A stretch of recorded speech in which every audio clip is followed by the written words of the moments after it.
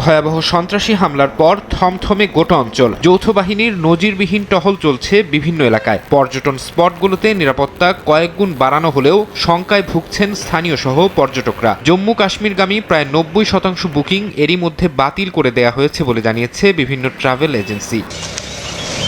ভয়াবহ এই হামলার জেরে ভারত পাকিস্তান সম্পর্কে টানাপোড়েন শুরু হয়েছে। ভারতের কেন্দ্রীয় মন্ত্রিসভার নিরাপত্তা বিষয়ক কমিটির বৈঠকে পাকিস্তানের বিরুদ্ধে তাৎক্ষণিক বেশ কিছু পদক্ষেপ নেওয়া হয়। ভারতের পররাষ্ট্র সচিব বিক্রম মিশ্রি বলেন, দিল্লিতে পাকিস্তানের হাই কমিশনে নিযুক্ত সব সামরিক উপদেষ্টাকে বহিষ্কার এবং তাদের অবাঞ্ছিত ঘোষণা করা হয়েছে। একই সঙ্গে ইসলামাবাদে ভারতের হাই কমিশনে নিযুক্ত ভারতীয় সামরিক কর্মকর্তাদের ফিরিয়ে নিচ্ছে নয়াদিল্লি। হাই কমিশনগুলোতে কর্মরত কর্মকর্তাদের সংখ্যা 55 থেকে কমিয়ে 30 করা হবে বলে জানান তিনি।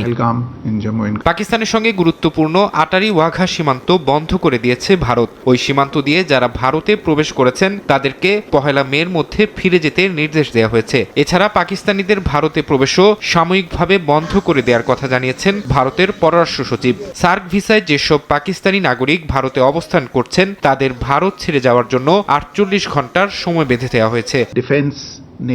ভারত ও পাকিস্তানের মধ্যে সিন্ধু পানি চুক্তি অনির্দিষ্টকালের জন্য স্থগিত করা হয়েছে বলেও জানান বিক্রম মিশ্রি। 1960 সালে বিশ্বব্যাংকের মধ্যস্থতায় ভারত ও পাকিস্তানের মধ্যে এই আন্তর্জাতিক চুক্তি স্বাক্ষরিত হয়েছিল। এই চুক্তির আওতায় সিন্ধু, চন্দ্রভাগা, শতদ্রু, ঝিলাম ও বিপাশা নদীর পানি পাকিস্তানে প্রবাহিত হয়। চুক্তিটি স্থগিত করার কারণে চুক্তি অনুযায়ী পর্যাপ্ত পানি পাবে না পাকিস্তান।